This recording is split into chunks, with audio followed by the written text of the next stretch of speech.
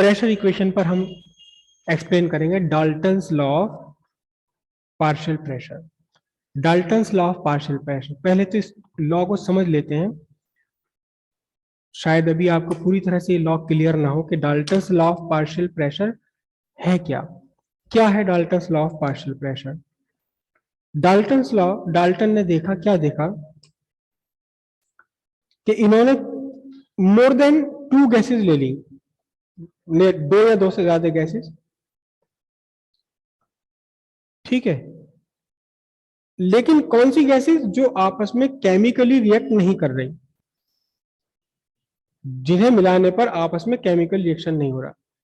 ये गैस ले ली उन्होंने, गैस ए, इसका प्रेशर था P1 और वॉल्यूम है इसका V, not V1, volume V, ठीक है। एक और गैस ली उन्होंने, बिल्कुल उसी जैसे कंटेनर में ली, उसी जैसे कंटेनर में एग्जैक्टली वही वॉल्यूम मेंटेन किया, लेकिन प्रेशर डिफरेंट रखा है। ये आपकी कौन सी हो गई? ये गैस बी हो गई। देखो, किसी भी गैस के ऊपर प्रेशर मेंटेन करने के लिए क्या किया जाता है, इस पिस्टन के ऊपर वेट रख देते हैं, ठीक है। पता लगा यहां उन्होंने ज्यादा वेट रख दिए, वॉल्यूम तो उतना ही बनाकर रखा लेकिन वेट ज्यादा रख दिए, तो इसका प्रेशर कितना हुआ? प्रेशर इसका P2 हुआ और वॉल्यूम इसका भी क्या, V रखा। एक और गैस ले ली उन्होंने, एक और बिल्कुल ऐसा ही कंटेनर लिया, सेम पिस्टन सिलेंडर अरेंजमेंट बनाया, और फिर क्या किया, इसमें भी एक गैस रख ली, इसमें भी एक गैस ले ली, और ये गैस कौन सी थी? गैस सी गैस ले ली, ठीक है। पता लगा इसके ऊपर उन्होंने और ज्यादा वेट्स रखे हुए हैं, और ज्यादा वेट्स रखे हुए हैं, यहाँ प्रेशर इसका और ज्यादा बढ़ा दिया, तो प्रेशर क्या लिया? प्रेशर P2, लेकिन अब इसका वॉल्यूम भी कितना है? वॉल्यूम इसका V, P3, हाँ सब P3, प्रेशर P3, वॉल्यूम सबका सेम।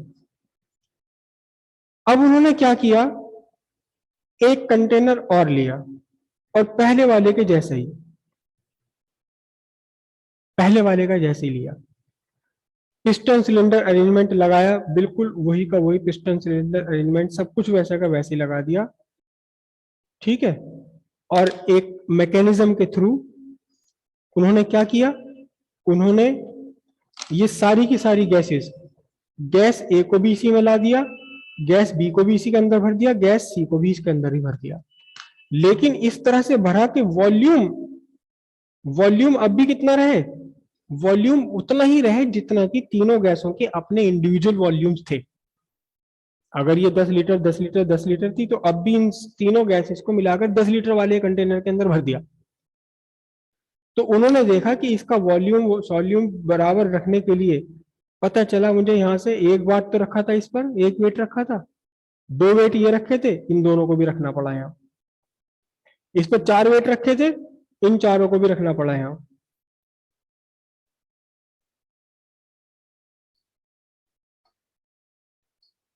सारे के सारे वेट रखने पड़े, तो इसका मतलब कितना प्रेशर डालना पड़ा यहाँ, कितना प्रेशर रखना पड़ा उन्हें यहाँ। इसके अंदर जो सारी ए बी सी तीनों की तीनों गैस भर गई, तो इसके लिए उन्हें प्रेशर रखना पड़ा P1 plus P2 plus P3।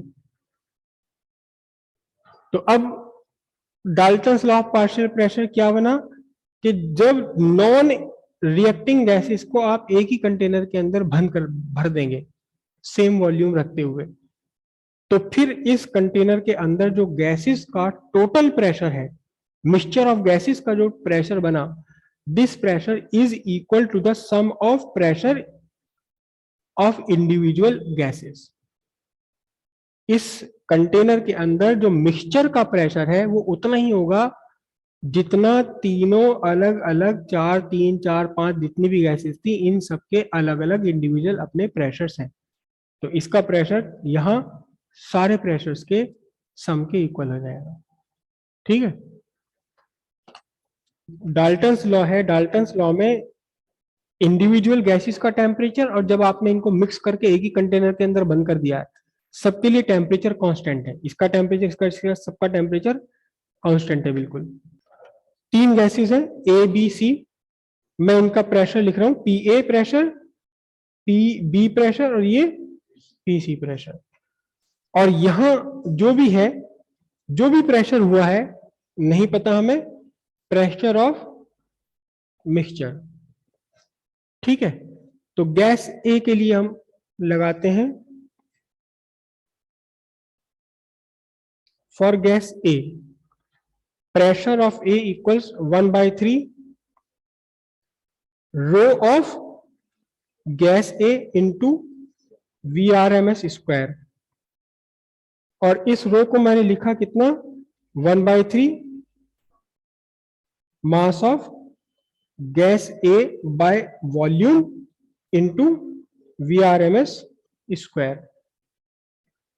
इसी के लिए इसी तरह से for gas B, PB equals 1/3 mass of gas B divided by volume into what, VRMS square. और फिर यह आ जाएगा for gas B, gas C, तो क्या बनेगा आपका, PC equals 1/3 mass of gas C divided by volume into VRMS square. Volume सबके same है और VRMS स्क्वायर क्यों है सेम, क्योंकि सबका टेम्परेचर भी सेम है। Since temperature of all the gases and that of mixture is same, hence VRMS square is same, VRMS same। सारी गैसेस के लिए VRMS की वैल्यू सेम है, क्योंकि VRMS वेलोसिटी डिपेंड करती है, केवल किस पर डिपेंड करती है, टेम्परेचर पर। अब दोनों को हम अगर ऐड कर दें, तीनों इनको फिगर्स को ऐड कर दें, mass of gas A, mass of gas B, mass of gas C हो जाएगा। तो क्या बना, P A plus P B plus P C is equal to 1/3 mass of A plus mass of B plus mass of C divided by volume into VRMS square. और ये सब मिलकर के क्या बन गया, 1/3 mass of mixture divided by volume into VRMS square. और मास of mixture upon volume, ये क्या बन गया बोलिए, density of mixture into VRMS square. और डेंसिटी 1/3 डेंसिटी VRMS स्क्वायर, ये क्या बन गया आपका बोलिए, प्रेशर ऑफ मिक्सचर।